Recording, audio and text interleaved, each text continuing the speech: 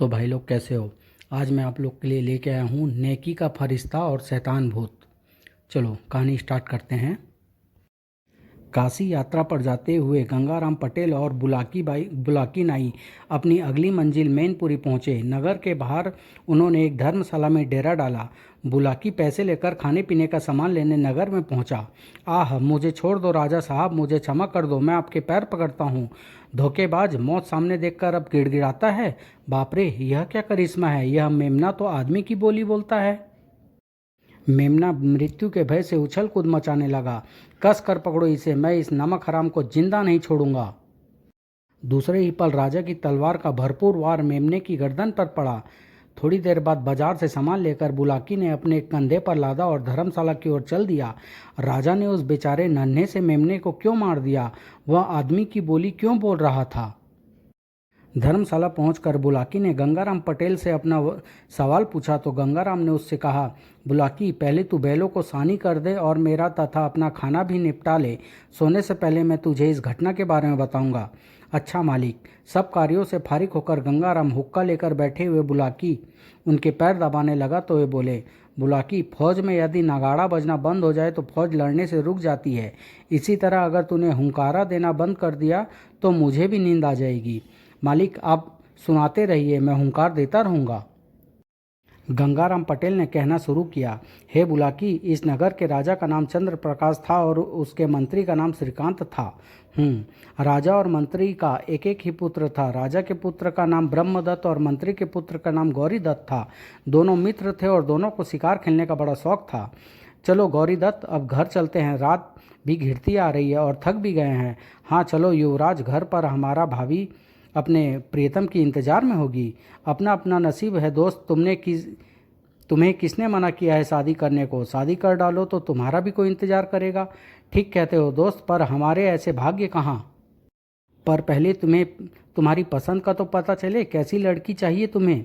अब तुम्हें क्या बताऊं दोस्त, कम से कम ऐसी तो हो जो भाभी के बराबर में खड़ी हो तो भद्दी भी ना लगे। ठीक है, फिर मैं आज राजेश्वरी से कहूँगा कि वह अपने देवर के लिए अपनी कोई सहेली ही ढूंढ ले। ना बाबा, भाभी से कुछ मत कहना, वे सचमुच मुझे अपनी किसी सहेली के पल्ले में बांध देगी और मैं अभी शादी नहीं करना चाहता। दोनों मित्र महल में युवराज की पत्नी राजेश्वरी के पास पहुंचे। क्यों गौरीदत्त, कह दूं राजेश्वरी से? नहीं नहीं, ऐसा गजब न करना, तुम्हें मेरी कसम। क्या बात है स्वामी? गौरी भैया किस बात को न कहने के लिए कसम दे रहे हैं? कुछ नहीं भाभी, मैंने कल तुम्हें भी आखेट पर ले जाने के लिए कहा था। मुझे? ना बाबा ना, मुझसे तो एक चींटी भी नहीं मारी जाएगी। यह रोज रोज का आखेट तुम्हें ही मुबारक हो। दूसरे दिन दोनों फिर आखेट के लिए निकल पड़े। आज मुझे हर हाल में शेर का शिकार करना है मित्र, मुझे भी। इधर राजमहल में राजा चंद्र प्रकाश बेहद बीमार थे। महाराज द्वारपाल कहता है कि युवराज आज फिर आखेट के लिए निकल गए हैं। ओह महामंत्री, कैसा लड़का है ये। हमारे बस का अब राजकाज नहीं रह गया है और हम चाहते हैं कि युवराज को यहाँ का राज्य सौंप दे। उत्तम विचार है महाराज, मैं भी अब बूढ़ा हो गया हूँ, मुझे भी अब अवकाश चाहिए। अब हम क्यों ना अब जवान कंधों पर राज्य के बागडोर सौंप दें। तुम ठीक कहते हो महामंत्री, आज जैसे ही वो दोनों लौटे उन्हें हमारे पास लाना। ब्रह्मदत्त यहाँ का राजा होगा और गौरी दत्त उसका मंत्री। यह आपका मुझ पर उपकार है महाराज। जंगल में ब्रह्मदत्त ने अपने मित्र गौरीदत्त के साथ शिकार खेलना शुरू किया। ठहरो गौरीदत्त, आज हम शेर का ही शिकार करेंगे, यह बात पहले से ही तय है। उस निरह जान हिरण पर तीर मत चलाना। कुमार, सारा दिन हो गया जंगल में भटकते हुए, शेर का कहीं पता नहीं चला। अब बड़ी मुश्किल से एकाएक गौरीदत्त के मुंह में ही रह गए। चुप क्यों हो गए गौरीदत्त? देखो शेरों का जोड़ा इधर ही आ रहा है। ईश्वर ने हमारी सुन ली। पर कुमार, दो शेरों को एक साथ मार गिराना आसान नहीं है। शेरों को सामने देखकर दोनों घोड़े जोर से हिनहिनाए और अपने अगले पैरों पर खड़े हो गए। इससे निशाना चूक गया। संभलो गौरीदत्त, शेर अब हम पर आक्रमण करेंगे। एक को तुम संभालो कुमार, दूसरे को मैं संभालता हूँ। दोनों शेरों में से एक शेर अपनी जगह पर ठहर गया और दूसरे ने दहाड़ते हुए छलांग लगा दी। अपना वार खाली जाते देखकर शेर जंगल के भीतरी हिस्से की ओर भागा। गौरीदत्त, मैं इस शेर को आज जिंदा नहीं छोड़ूंगा। मैं इसके पीछे जाता हूँ, तू दूसरे को संभाल। जरा होशियारी से कुमार, 1 घंटे बाद हम यहीं मिलेंगे। गौरीदत्त दूसरे शेर की ओर लपका तो वह दुम दबाकर भागा। अबे ठहर, भागता कहाँ है? कुमार ब्रह्मदत्त जिस शेर के पीछे भाग रहा था वह बहुत तेजी से भाग रहा था। उन दोनों के बीच का फासला बढ़ता ही जा रहा था। ओह, अगर इस वक्त मेरे पास धनुष बाण होता तो मैं इसे कदापि जीवित नहीं छोड़ता। शेर के पीछे भागते भागते रात हो गई और अचानक शेर कुमार ब्रह्मदत्त की आंखों के सामने से गायब हो गया। अंधेरी रात घिर आई है, शेर न जाने कहाँ छिप गया है। ऐसे में रास्ता खोजना भी मुश्किल है। उधर मेरा मित्र मेरी प्रतीक्षा कर रहा होगा। मुझे वापस चलना चाहिए। अगर उसने शेर मार लिया होगा तो मेरी एठी हो जाएगी। उधर गौरीदत्त भी शेर को नहीं मार सका और हार कर वापस लौट पड़ा। वह शेर था या कोई छलावा, पता नहीं कहाँ गायब हो गया। अब मुझे वापस चलना चाहिए। कुमार मेरी प्रतीक्षा में होगा। गौरीदत्त जिस रास्ते से शेर के पीछे गया था वह सीधा था, इसलिए वह जल्दी ही उस स्थान पर पहुंच गया जहां से वे दोनों अलग हुए थे। अरे, मेरा घोड़ा तो कहीं भाग गया और अभी तक कुमार भी लौटकर नहीं आया। बिना कुमार को साथ लिए मैं वापस नहीं जा सकता। कुछ देर प्रतीक्षा करने के बाद गौरीदत्त ने कुमार को आवाज़ लगाई, मित्र कुमार, मित्र कुमार, मित्र कुमार। पर उसकी आवाज़ जंगल की खामोशी में गूंज कर रह गई और कुमार वापस नहीं आया। हे भगवान, कहीं कुमार के साथ कोई हादसा ना हो गया हो। उसके लौटने तक या फिर सुबह होने तक मुझे यहीं रुकना होगा। कुमार के बीच में कैसे महाराज के सामने जा सकूंगा? अतः जंगली जानवरों से बचने के लिए गौरीदत्त पेड़ पर चढ़ गया। गौरीदत्त जिस पेड़ पर चढ़ा था उस पर एक शैतान भूत रहता था। गौरीदत्त जैसे ही आसन जमाकर पेड़ पर बैठने लगा, वह भूत जोर से अट्टहास कर उठा। गौरीदत्त चौंका। हा हा हा, हु। बापरे भूत, यह कौन है? शैतान नाना? गौरीदत्त को भयभीत होते देख वह और भी जोर से अट्टहास करने लगा। हा हा हा, कैसा मूर्ख है जो मौके का फायदा नहीं उठा रहा है। हा हा हा। पहले तो गौरीदत्त वाकई डरा, लेकिन फिर हिम्मत करके पूछा, कौन हो तुम और इस तरह क्यों हंस रहे हो? कैसा मौका, कैसा फायदा? मूर्ख है तू, मैं तेरी सहायता करना चाहता हूँ। शैतानों का बादशाह हूँ मैं। अगर तू मेरी बात मानेगा तो राजा होगा यहाँ का, वरना बेमौत मारा जाएगा। अच्छा, फिर तो मुझे तुम्हारी बात माननी ही होगी। पर तुम मेरी सहायता क्यों करना चाहते हो? इसलिए कि मुझे दुनिया में वे सभी आदमी पसंद है जो किसी भी तरीके से, छल से, कपट से, धोखे से, सख्ती से अपनी इच्छाओं को पूरी करना चाहते हैं, इस दुनिया पर कब्जा करना चाहते हैं और मेरी शैतानी राज्य की सीमाओं को बढ़ाना चाहते हैं।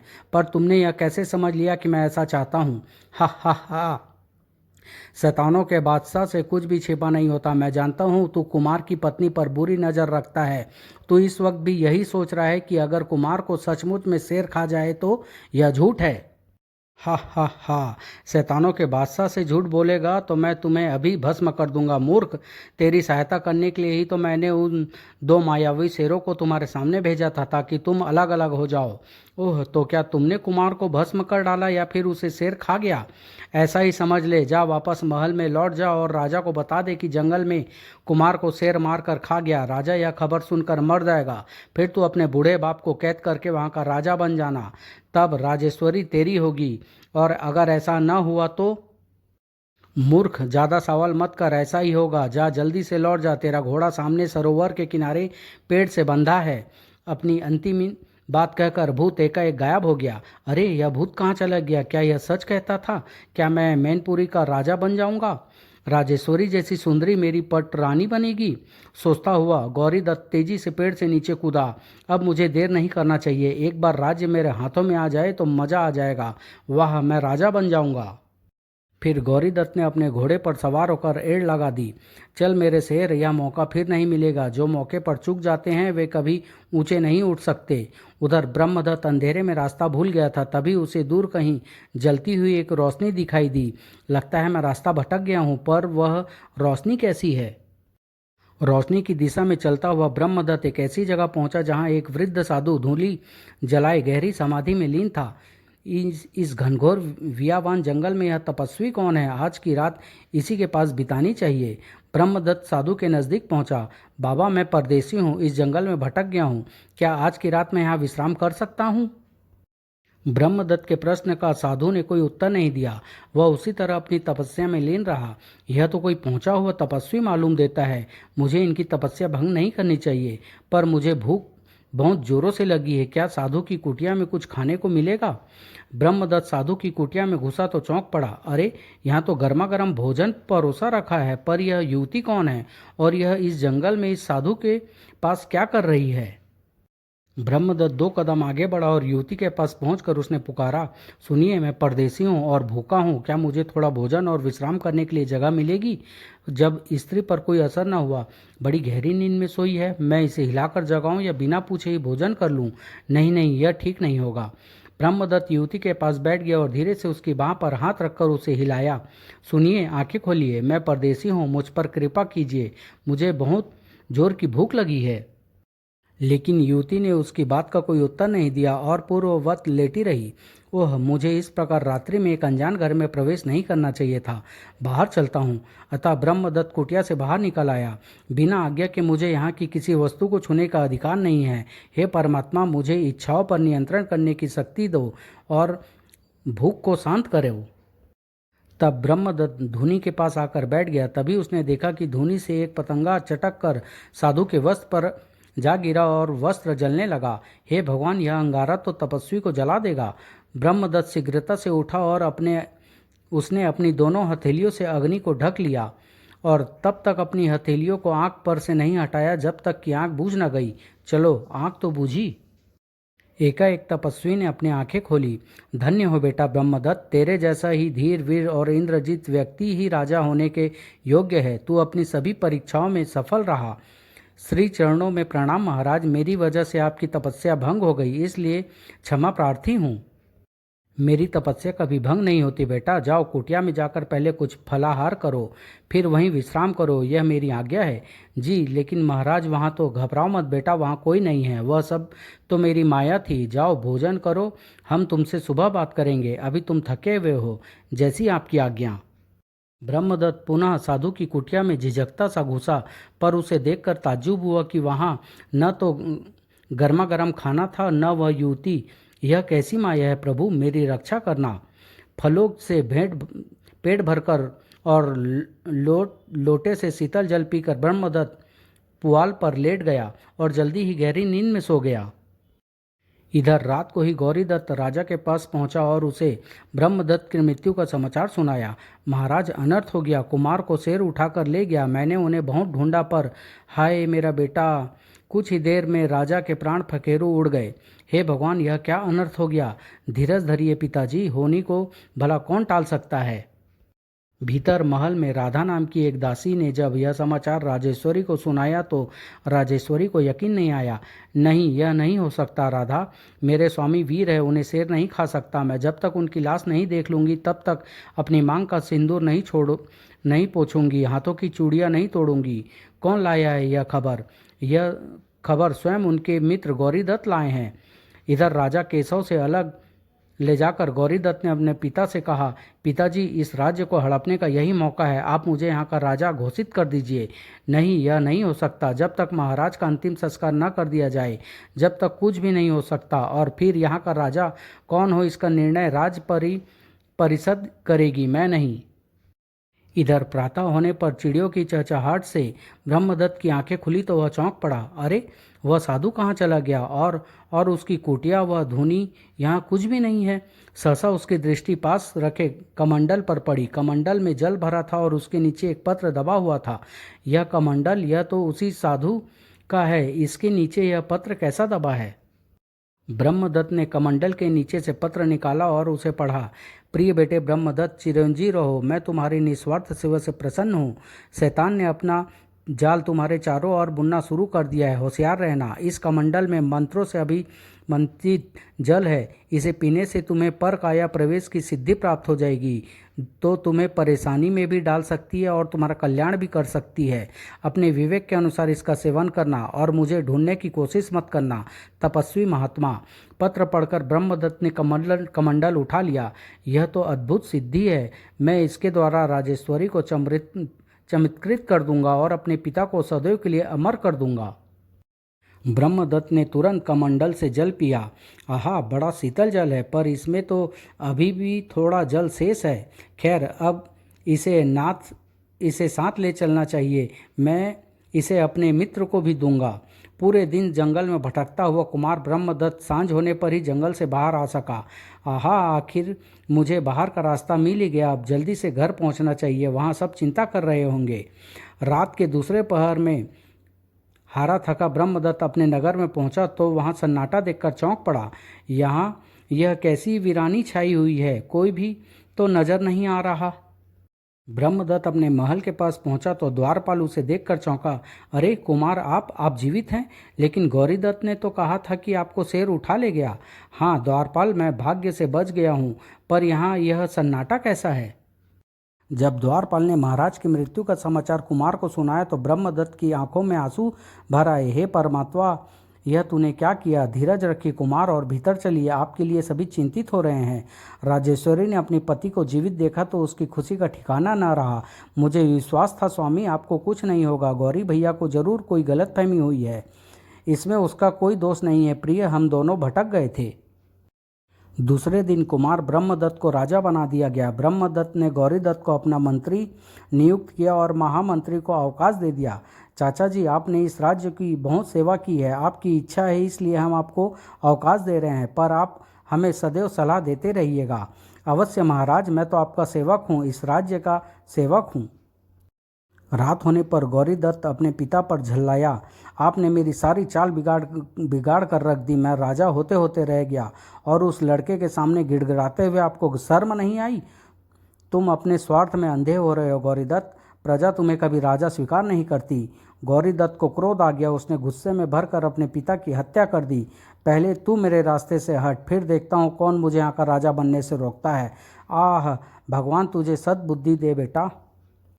ब्रह्मदत्त को महामंत्री की मौत का समाचार मिला तो वह गौरीदत्त के पास संवेदना प्रकट करने आया। गौरीदत्त ने तुरंत नाटक किया। हाय मित्र, तुम्हारे राजा बनते ही डाकुओं ने उत्पात मचाना शुरू कर दिया है। कल रात मेरे पिता को डाकुओं ने हत्या कर दी। हाय पिताजी, धीरज रखो मित्र, मैं एक डाकू को चुनकर खत्म कर दूंगा। एक दिन ब्रह्मदत्त ने अपनी पत्नी राजेश्वरी से कमंडल के जल के बारे में बताया। प्रिय, अगर मैं समय पर पहुंच जाता तो पिताजी को यह सिद्धि बता देता और फिर वे कभी भी नहीं मरते। लेकिन प्रिय, उन्हें वह शरीर तो प्राप्त नहीं होता और फिर उनकी उम्र भी तो काफ़ी हो गई थी। यह तो तुम ठीक कहती हो, पर मेरी इच्छा है कि मैं इस सिद्धि को एक बार आजमा कर देखूं। इसके लिए तो किसी मृत देह की खोज करनी होगी और तुम्हारे शरीर को सुरक्षित रखना होगा। हाँ, यह तो बहुत ज़रूरी है, और वह भी गुप्त रूप से। दूसरे दिन राजेश्वरी ने एक तोता मंगवाया और उसकी गर्दन तोड़ दी। यह लो, अब तुम इसके शरीर में प्रवेश करके देखो।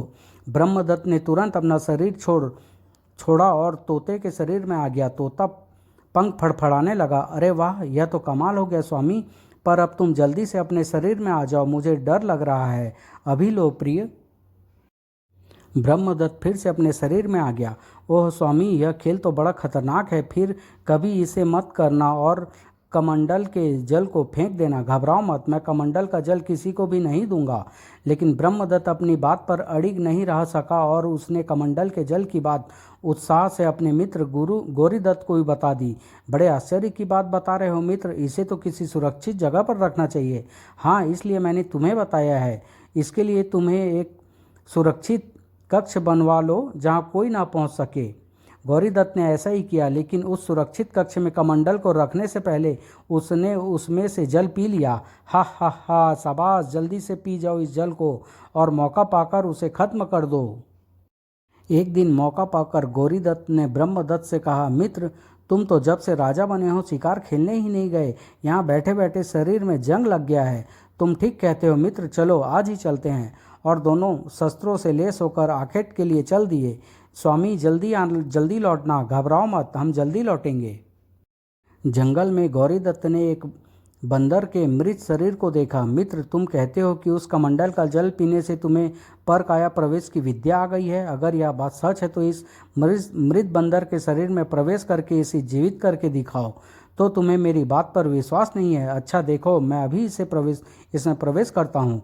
दोनों घोड़े छोड़कर नीचे उतर आए और ब्रह्मदत्त ने अपना शरीर छोड़कर बंदर के शरीर में प्रवेश कर लिया। जैसे ही बंदर जीवित हुआ, गौरीदत्त ने अपना शरीर छोड़ दिया और ब्रह्मदत्त के शरीर में प्रवेश कर गया। अरे रे, यह क्या करते हो गौरीदत्त? तुमने यह विद्या कब कहाँ सीखी? हा हा हा, उसी कमंडल के बाकी जल से अब तुम कभी बंदर से आदमी नहीं बन पाओगे। ब्रह्मदत्त का चोला प्राप्त करते ही गौरीदत्त ने तलवार खींच ली और अपने मृत शरीर के टुकड़े टुकड़े कर दिए। ओह, यह कपटी बेईमान अब मुझे भी जिंदा नहीं छोड़ेगा। तभी ब्रह्मदत्त के रूप में गौरीदत्त नंगी तलवार लिए बंदर की ओर लपका। बंदर भागा। धोखेबाज, मैं तुमसे एक दिन जरूर बदला लूँगा अगर तू जिंदा रहा तो। जब बंदर बना ब्रह्मदत्त गौरीदत्त के हाथ नहीं आया तो वह महल में लौट आया। सब उसे ब्रह्मदत्त ही समझने लगे, पर रानी राजेश्वरी देवी को शक हो गया। और रानी, आज हमारा मन सूरापान का कर रहा है, अपने हाथों से हमें शराब पिलाओ। पर स्वामी, आप तो शराब नहीं पीते, यह आज आपको क्या हो गया है? उस रात रानी राजेश्वरी ने ब्रह्मदत्त बने गौरीदत्त को अपनी इतनी शराब पिलाई कि वह बेहोश होकर सो गया। यह मेरा पति नहीं है, लगता है मेरे पति ने परकाया प्रवेश की सिद्धि किसी और को भी बता दी है या किसी को पता चल गई है। कहीं यह गौरीदत्त तो नहीं है? राजेश्वरी ने तुरंत सुरक्षित कक्ष में जाकर कमंडल देखा। कमंडल खाली था, इसमें सिद्धि जल नहीं है। जरूर यह गौरीदत्त का काम होगा। मैं राधा को भेजकर अभी उस दुष्ट का पता लगवाती हूँ। दासी राधा ने आकर रानी को बताया कि गौरीदत्त आखेट से वापस नहीं लौटा है। राधा, तब यह जरूर उनके भेष में दुष्ट गौरीदत्त ही है। तू हर वक्त मेरे साथ रहना, मुझे जब तक असलियत का पता न चल जाए। इससे मुझे अपने सतीत्व की रक्षा करनी है। उसकी लंपट दृष्टि को मैं अच्छी तरह पहचानती हूँ। मैं आपके साथ हूँ महारानी जी। अगले दिन राजा बने गौरीदत्त ने राज्य में मुनादी करा दी। सुनो सुनो नगरवासियों, राजा की आज्ञा है कि जो भी बंदर पकड़ कर लाएगा उसे प्रति बंदर 5 असरफियाँ मिलेगी। वाह, 5 असरफियाँ एक बंदर पर। लोग बंदर पकड़ पकड़ कर लाने लगे और असरफियाँ प्राप्त करने लगे, पर राजा को मनचाहा बंदर नहीं मिला। नहीं, यह भी वो बंदर नहीं है। दूर दूर जाकर ढूंढो, मैं मेरा मनचाहा बंदर लाने वाले को 100 असरफियाँ दूंगा। वह आदमी की बोली बोलता है। आदमी की बोली, 100 असरफियाँ? बंदरों से सारा इलाका खाली हो गया था। तब दूर जंगल में आकर बहेलिये ने जाल फैलाया और इत्तेफाक से बंदर बना ब्रह्मदत्त उसमें फंस गया। ए भाई, तुम मुझे क्यों मुझे पकड़ता है? मैंने तेरा क्या बिगाड़ा है? ओह, यह तो आदमी की बोली बोलता है। लगता है यह वही बंदर है जिसने राजा की तलाश है। अब तो मैं मालामाल हो जाऊंगा। बंदर की बात पर बहेलिया बोला, मुझे राजा से तेरे बदले में 100 असरफियाँ मिलेगी। मेरी गरीबी दूर हो जाएगी। अगर मैं तुम्हें 100 असरफियाँ दिला दूँ तो क्या तुम मुझे छोड़ देगा? चल, मुझे अपने घर ले चल। बहेलिये ने बंदर को बांधा और उसे कंधे पर बैठाकर घर की ओर चल दिया। अगर तू मुझे 100 असरफियाँ दिला देगा तो मुझे क्या परेशानी है, मैं तुझे छोड़ दूंगा। लगता है यही वह बंदर है जो राजा को चाहिए। मुझे यह बंदर इससे खरीद कर राजा से ज़्यादा पैसा वसूल करना चाहिए। घर आकर बंदर ने बहेलिये से कागज़, कलम और दावत मांगी और अपनी रानी को एक पत्र लिखा। यह लो, यह पत्र रानी को दे देना, वह तुम्हें 100 असरफियाँ देकर बदले में मुझे मांग लेगी। वाह, तुम तो लिखना पढ़ना भी जानते हो। सुबह होने पर बहेलिया पत्र जेब में रख कर जाने लगा तो दरवाजे पर वही सेठ जैसा आदमी एक थैली लेकर आया। भाई, मैंने सुना है कि तुम कोई बंदर पकड़ कर लाए हो। वह श्राप से बंदर बना मेरा भाई है। मैं तुम्हें ये 150 असरफियाँ देता हूँ। वह बंदर मुझे दे दो, वरना राजा उसे मरवा देगा। अरे वाह, 150 असरफियाँ? लाओ मुझे दो और बंदर ले जाओ। वह तो बड़ा गुणी बंदर है। वह आदमी उस बंदर को अपने घर ले आया। तब बंदर ने उससे कहा, सेठ, तू तो धन के लालच में आकर मुझे राजा को सौंपना चाहता है। राजा तुझे कितना धन देगा? अगर तू मुझे छोड़ दे तो मैं तुझे जंगल में एक ऐसी जगह बता सकता हूँ जहाँ बहुत बड़ा खजाना दबा पड़ा है। अच्छा, कहाँ है वह जगह? रात के अंधेरे में मेरे साथ चलना, अभी तो कोई देख लेगा। वहाँ इतनी दौलत दबी पड़ी है कि तू यहाँ के राजा को भी खरीद सकता है। अरे वाह मेरे राजा, फिर क्या मेरा दिमाग खराब है जो मैं तुझे बेचूं? ठहर, मैं तेरे लिए बढ़िया बढ़िया पकवान लाता हूँ। इधर लालची बहेलिया रानी के पास पहुँचा और उसने वह चिट्ठी रानी को दे दी। रानी ने चिट्ठी पढ़ी तो उसकी आंखों में आंसू आ गए। तूने मुझ पर बहुत उपकार किया है भाई, जो यह चिट्ठी मेरे पास लाया। राधा, इसे 100 असरफिया दे दो। जी महारानी जी। बहलिया महल से बाहर आया तो राधा ने उसका पीछा किया। उस बंदर में जरूर कोई भेद है, क्यों ना मैं राजा को बताकर उससे भी 100 असरफिया वसूल कर लूं। यह राजा के महल की ओर क्यों जा रहा है? लालची बहेलिये ने राज दरबार में जाकर बंदर के बारे में राजा को बताया।